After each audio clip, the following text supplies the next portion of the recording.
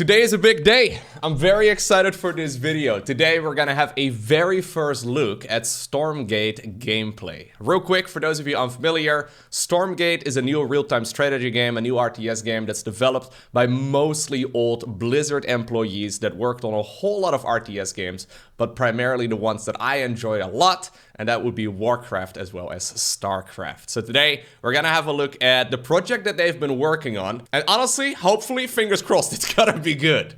Alright, so this right here is it. It's a 5-minute video that the lovely folks over at Frost Giant forwarded to me. By the time you're watching this video, the PC gaming show where they're actually going to be broadcasting this is already wrapped up, but they were kind enough to send me this file a little bit ahead of time, so I am very excited, man. I'm going to be pausing this video many times. I mean, apparently the video file itself is 5 minutes long. I can guarantee you that this particular, well, YouTube video is not going to be 5 minutes long. And also, I am going to draw a lot of parallels to RTS games that I am most familiar with. I've played practically every RTS game under the sun, but yeah, I probably will be drawing a lot of parallels, especially to StarCraft 2, because most people watching this video will probably also be familiar with that. Without further ado, I got myself some tea. I'm going to try and not pause every 5 seconds, but no promises, okay?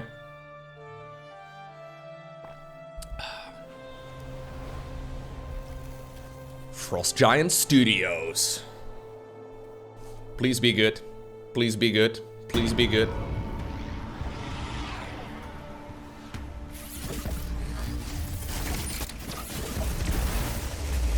Okay, I'm gonna pause already. Sorry, we gotta pause right from the get-go. So real quick, I mean, this is obvious. This is pre-alpha playtesting. It's not final. If you look at the alpha footage from StarCraft 2, I mean, those videos are out there. I have made reaction videos to that as well. Even when the game launched, not even that far into the future. I think it was like maybe a year or so after, you know, the release of the alpha videos is when the game launched, something like that. The game looked entirely different and it played entirely different too. So this definitely is not to be taken right here. This thing in the top left-hand corner is not to be taken with a grain of salt. There's a very good chance that the final version of Stormgate is going to look very different. So right from the get-go, we've got a bunch of different units. That thing on the high ground in the bottom left-hand corner looks like some sort of siege tank type of unit, right? It definitely looks like it's stationary. It definitely looks like it's about to fire. Definitely something that we, can expect to deal some sort of artillery damage. You can see it as well on the screen on the right. I believe that big red circle is within range right there of whatever artillery weapon that is. We've got a couple of those healing units, I think, as well on the second line. So I think these type of units right over here, they are providing support to the actual front line units right in this area.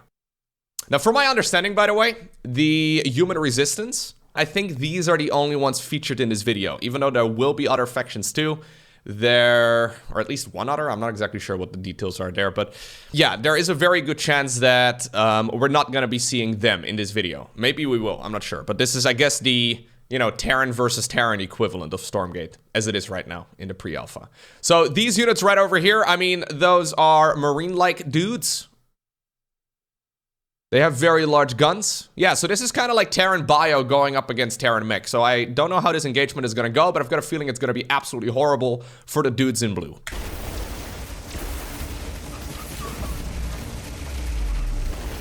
I'm not covering anything with my camera. Whoa!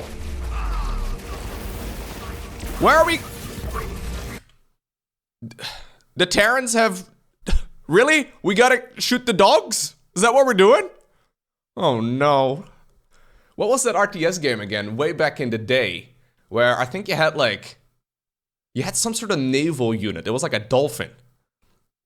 I guess this is like a Terran army that has access to Zerglings?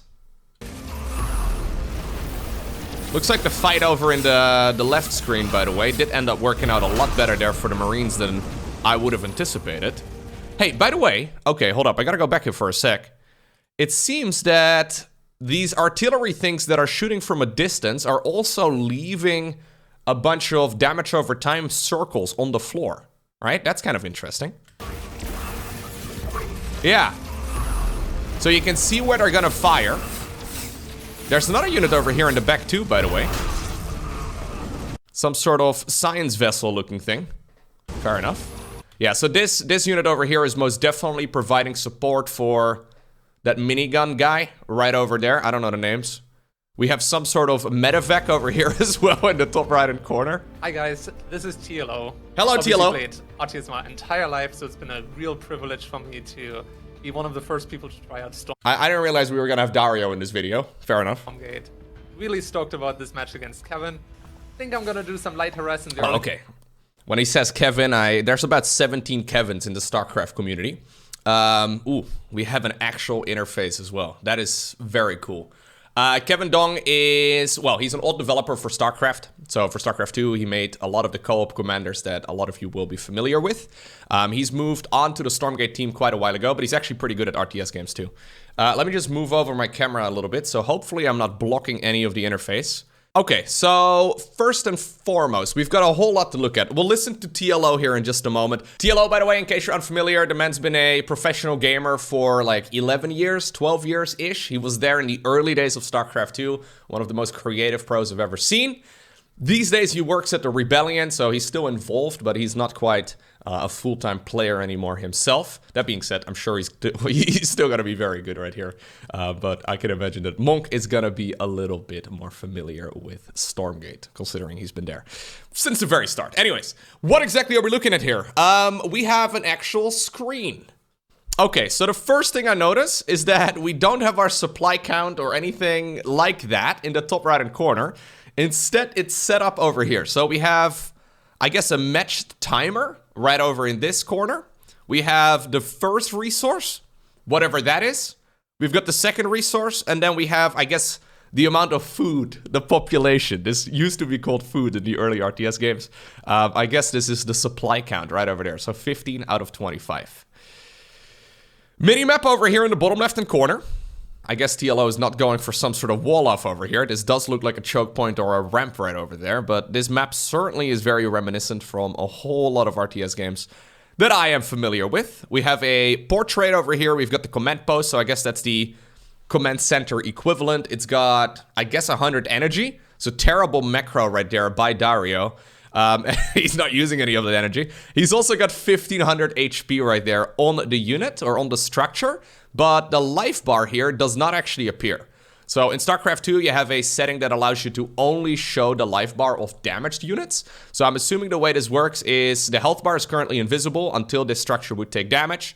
Then below it is the amount of energy on the structure currently, I guess.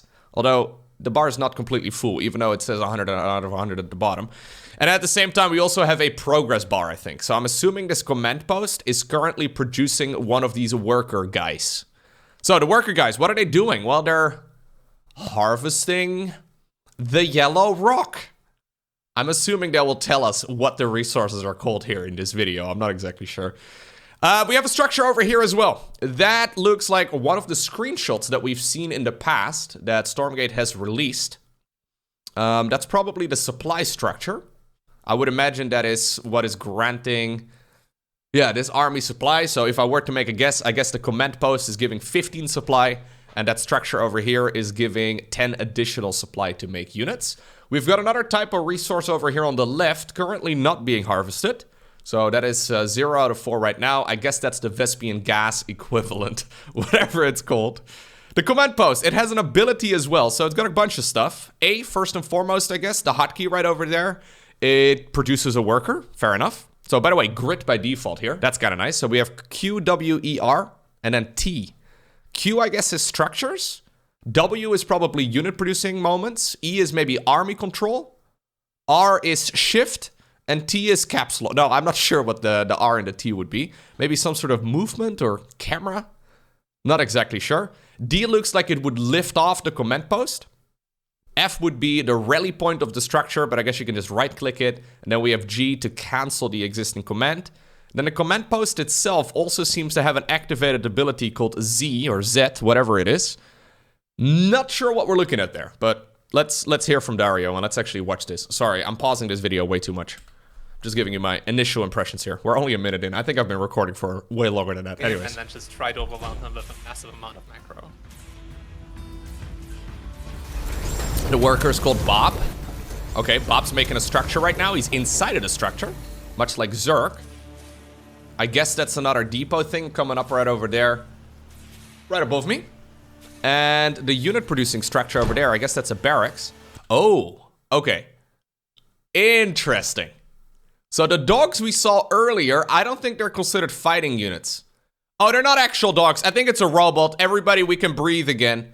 I mean, at least dogs that I know don't usually have lasers for eyes. The SCOUT, the Scout. Okay, I don't think we're actually gonna have massive dog fight. That would be bad. No, that would be bad. Interesting. So probably the weakest unit, but considering Dario also has some in his main base, he's got a little dog sitting right over there. I guess you maybe start the game with a scouting unit. I would not be surprised. So considering we are a minute 48 into the game, I think that Monk probably sent that scout of his straight across the map, and Dario here is just looking at the pretty pictures. That's actually kind of cool. I like the idea of having a scout right at the very start of the game. That would definitely reduce the amount of cheese, but, you know, I mean, I don't know, maybe you have to pay for it. I'm not sure. Maybe you don't start with it for free. Looks to me, by the way, that this structure over here is a unit producing structure. We'll have to see what pops out of this in a minute. Okay, yeah. Oh, dogs also have an activated ability, it seems, or at least a passive that they apply. Some sort of movement. Oh, the dog can be repaired. Yeah, it's definitely mechanical. Okay, so that's... Okay, that unit that just popped out over here, I thought that was going to be the Marine type of thing, but it looks like a Marine with a sword. Good micro right there coming out of Dario, trying to prevent the opponent from leaving that base, but Monk decides to run it around, and it's not going to happen. My name is Kevin Monkdong, and I work on gameplay and balance on Stormgate. It's K-Dong himself. I'll be trying a fast expansion build, and then I'll try to tech to higher tier units to defend whatever TLO throws at me. Okay, so this is, ooh, his perspective. Oh, I think we're a little bit later on right now in the same game. 5 minutes and 15 seconds. It looks like another expansion was made. So there is a forest over here, right? So the forest is kind of reminiscent of Warcraft, except that some of the tree density is not quite as thick, I guess. So smaller units, we've seen this as well in StarCraft 2 on some maps in the past. I think smaller units can probably go through the forest, like the Scout, but bigger units probably wouldn't fit. I've always thought that was a cool concept. Maybe this is one of the core designs in Stormgate. Okay. Poor Scout. Yeah, so they're coming across right now. Monk trying to create some sort of defensive structure. Look, by the way, at the Zealot type of thing over here attacking. Okay, the Marines in the back. Oh, there's a turret. Okay, so some sort of turret has just popped up. Doesn't look like that's the final model for the turret, considering it doesn't animate at all. It's just tilting on its axis. And now the Gatling guns, guys, are coming out. But they don't fit. Yeah, okay. Yeah, they do not fit through the forest. He did a lot of worker damage there, so I'm at a pretty bad economic disadvantage. I'm gonna have to try some really sneaky tactics. Maybe getting an upgrade TLO isn't familiar with. Perhaps maybe even... That's not a strategy. Oh, I guess it's a strategy, but it's a bit of a dirty strategy, Monk. I'm not gonna lie, man. Trying to catch somebody off guard with something they don't know because you've been working on this game for years and he's playing his very first... Okay. This man is going Dark Templar. Or flying units, yes. Okay. In the meantime, by the way, this is a rather big thing to note.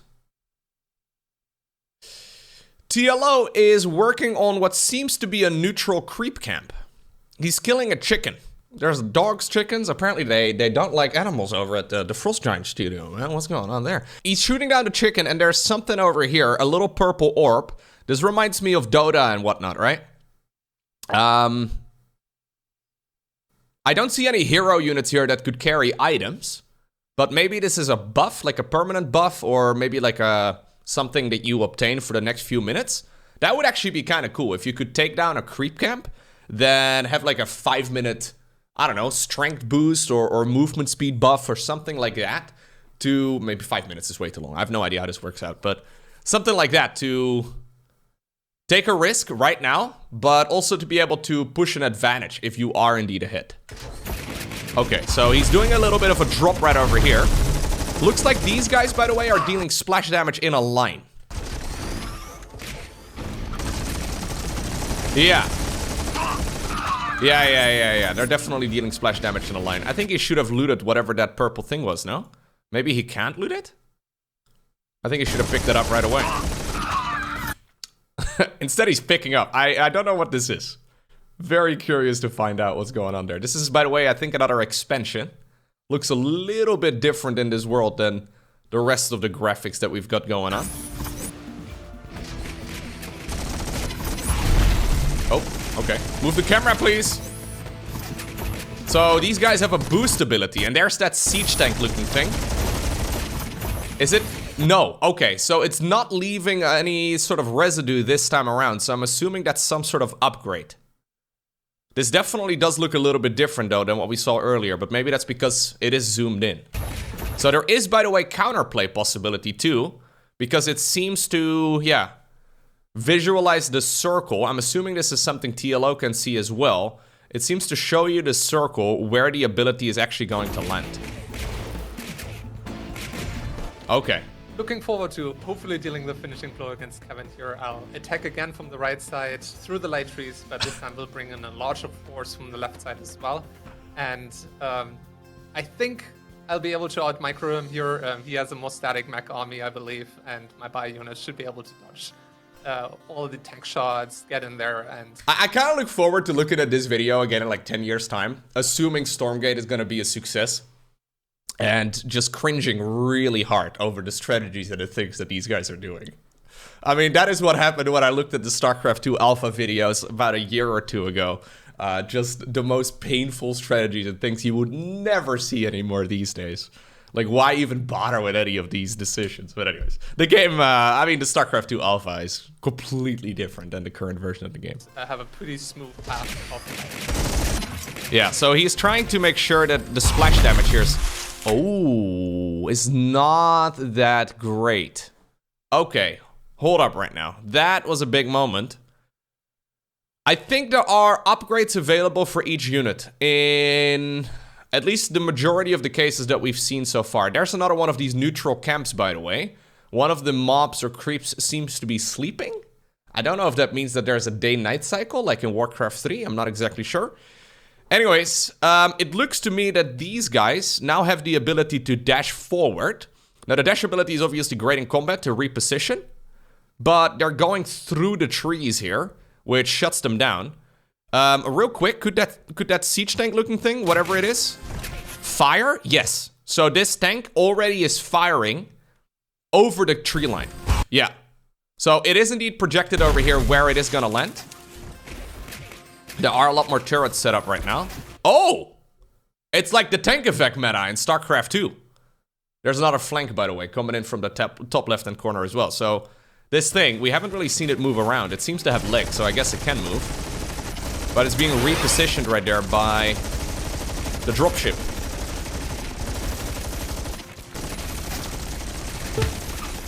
Monk says GG. Good game. Wishlist on Steam, we're just getting started.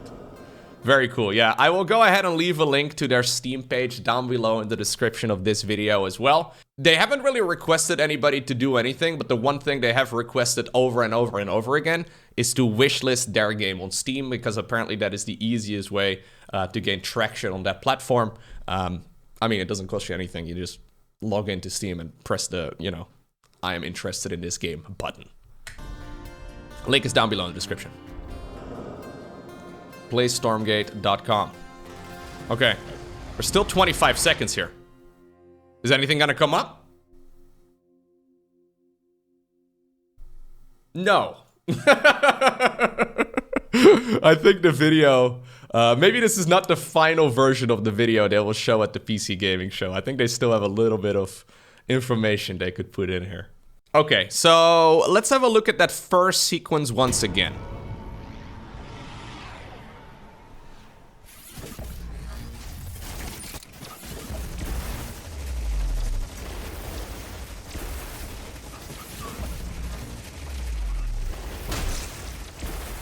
I really like the pacing here. I don't think this is an army, by the way. Whoever's playing this, I don't think this is an actual army over here. Let me just move my camera out of the way a little bit. I don't think going Mess Scout is a very good strat. I think that's a waste of resources. I know that nobody has played this game at a competitive level yet, but I'm just going to come out and say it. There's no way that that is a good strategy. That being said, this looks, in my perspective, very promising. Pacing of the combat looks good. Not too fast, not too slow. So, as far as like pace of combat goes, right? So this is a big deal. The slower the combat of the game is, the more micro ability you have. Yeah, the more micro ability you have in your army. So, for example, Warcraft 3 is a very slow game. You can micro your units for a very long time because, well, the units simply have more HP and they stay alive for longer because the combat is much slower. In StarCraft 2, I think especially a lot of casual players get this all the time. You get the notification that your army is under attack, and by the time you click on the minimap to go to your army, your force has already disappeared. It seems to me that Stormgate is trying to strike a balance between the two, where it is not so slow that, you know, the fights can literally last like 5 minutes or maybe even longer, like they do in you know, Warcraft 3 these days. Things can be yeah, a little bit too slow and maybe also a little bit confusing because a lot of the heroes, but also a lot of the spellcasters in that game have many different abilities. This seems like a, I'm not sure, right? I'm just guessing, but this seems like a halfway point between the pace of combat in Warcraft 3 and the pace of combat in StarCraft 2. Plus, the readability here is very clean so far. Personally, I don't really like how StarCraft 2 and Warcraft 3 and a lot of other RTS games have spellcasters that have like 4 different abilities. You're like, wait, which unit did just do what? Right? For example, when somebody thinks of a High Templar, what spell do they think of? They think, of course, of the Psionic Storm, because that is the iconic ability. But they have, you know, feedback as well, which is incredibly important. But it kind of feels to me like most people that are more casual viewers don't quite realize how much strength actually lies in that one unit, because you have to remember multiple abilities. This all seems pretty straightforward and easy to understand. The only unit that I don't quite get, I don't know why this tank-looking thing is over here at the front, but I don't know what this thing does.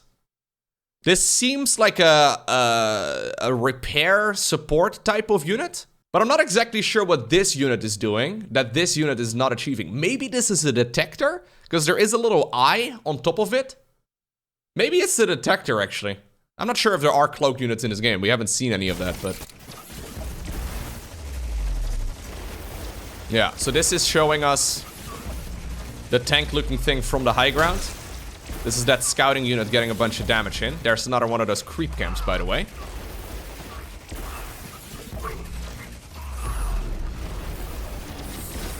Okay, so we have a drop over here in the top right as well, behind whatever this is. So I guess this is a wall off. I don't know if you can move these structures around, but I gotta say, readability, and that is so important, right? Readability here seems excellent. That's one problem that I run into with other RTS games. I've complained about this in the past. For example, I've played quite a bit of Age of Empires 4. Now, Age of Empires 4 is fun to play, but they obviously took the realistic approach, right? Where they're trying to create, well, realistic medieval type of battles, right? The problem is that as a viewer to the game, it is very difficult to realize whether or not you're looking at a man with a spear or a man with a bow and arrow, or, you know, a guy on a horse, I guess, is relatively easy, but it's difficult to figure out if the guy on the horse has a lance or whatever he's got. It's one of the downsides of trying to create a realistic game, and I think it makes it difficult for, again, a player, but also for a viewer, especially if you want to make it an esport, to realize what's going on.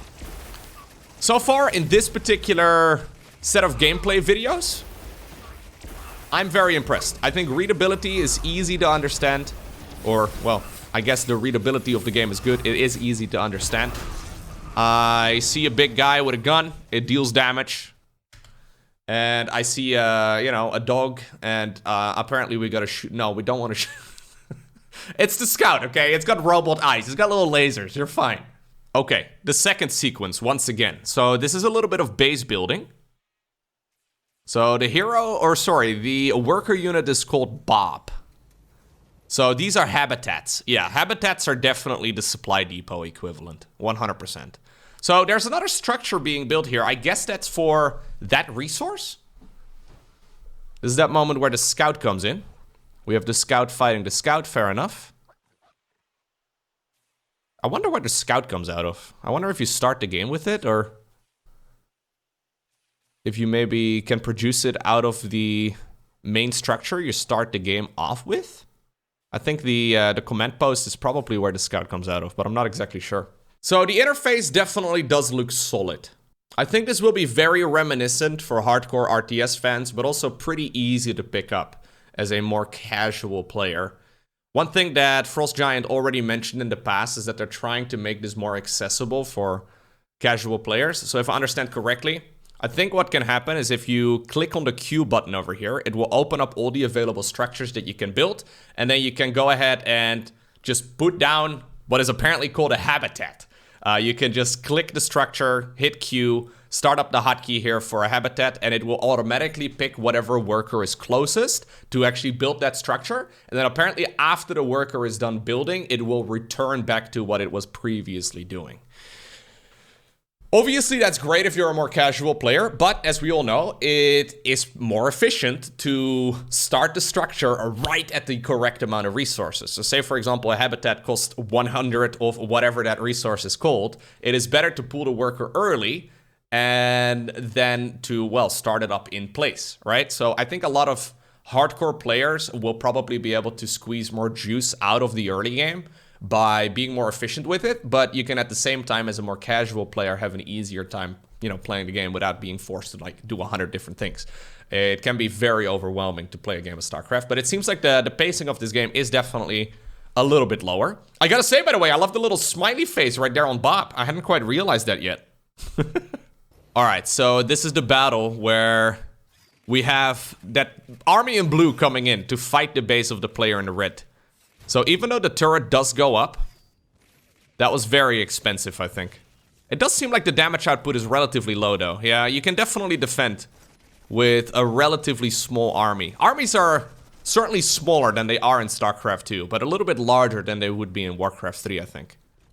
Yeah, so at this point, these guys don't have their ability unlocked yet, so they can't actually go through the forest yet. Oh, you know what? That must be what hotkey R and hotkey T are for. That's probably for unit upgrades. So I don't know where you upgrade them, maybe in the structure itself or in one text structure that just contains all of it, but I think that's probably what hotkey R stands for. So you hit hotkey R, you can click, for example, start up the Stimpeg research or whatever, and it will just start up the Stimpeg research without having, you know, to go back to your main base and clicking the structure and then clicking the button. I think that's a really nice quality of life improvement. One thing that I have run into time and time again when coaching StarCraft 2, so I've done hours and hours and hours of coaching, is especially for new players, this is very counterintuitive for them, and I actually think it's pretty bad design for StarCraft 2. One bit of advice I usually give new players is to not look at their army. And that sounds really silly because you're obviously building up an army, you're playing a military fantasy game. It feels good to look at your army and to watch it destroy other armies, right? But with little quality of life changes like this, I think it's gonna be much easier for players to actually look at their army, play the actual fights out, while still staying on top of research. Oh, would you look at that? This is a little sequence that wasn't shared yet in the first video. At least we saw this section, I think, but this is a little bit different. At least it starts off a little bit different. Okay. It is some sort of refinery structure. That's what it is. Okay. So the resources for whatever the second resource is are not dropped off at the main command post, but they're dropped off in a different refinery type of thing. No, by the way, 4 resources or 5 resources or even more than that. It seems like they're aiming just for a double resource economy, which I much prefer. Again, maybe I'm a StarCraft and Warcraft boomer at this point, but when I look at other RTS games that have loads of different resources, again, yeah, for Age of Empires, they're trying to be realistic to medieval combat, fair enough. I personally am not a huge fan of it because it's very difficult to balance, and It's not particularly fun, in my mind, to balance that many different kinds of resources. This seems pretty straightforward, though. And that, by the way, I think the one structure right over here, that must be a tech structure, I think. Maybe not, I don't know. But I think that's probably where research is being conducted. And maybe the same, actually, for the structure to the left of it. Yeah, wouldn't be surprised.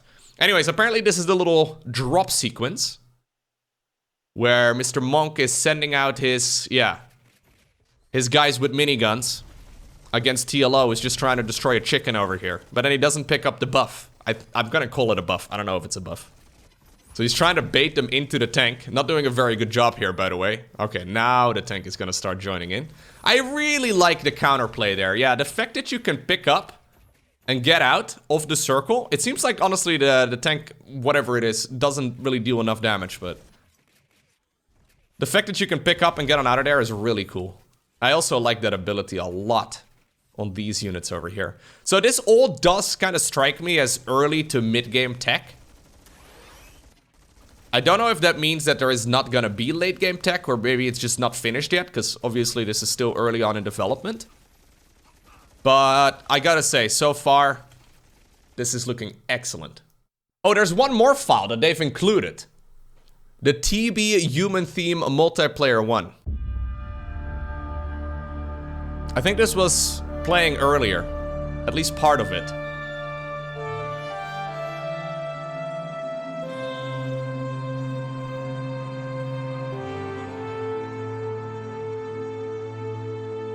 I can't wait to be making tier 3 units to whatever tune this is.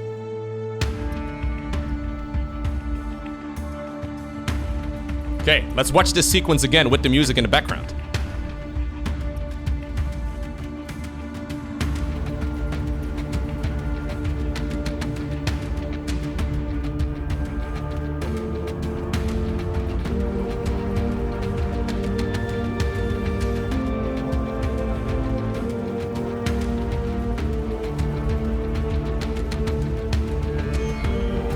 Yeah. No, this looks sick. I gotta say, for a pre-alpha, this looks incredibly promising. If you enjoyed watching this video and you want to stay on top of all of the Stormgate content that I plan on uploading in the future, make sure you hit that subscribe button as well as the little bell icon. It's right below the video. That way you get notified as soon as future videos go live. I plan on sticking with StarCraft 2 for, well, quite a long time to come, but I wonder if there is potential for this particular game to, well, take over. For now though, big shout out to the Stormgate team for sending over these video files, so I don't have to set my alarm at 2 in the morning to make this video. Instead, I can make it a couple of days in advance. And of course, shout out as well to you for watching this. Thank you very much. Have a great rest of your day. Don't forget to smile, and I'll see you once again in the next one.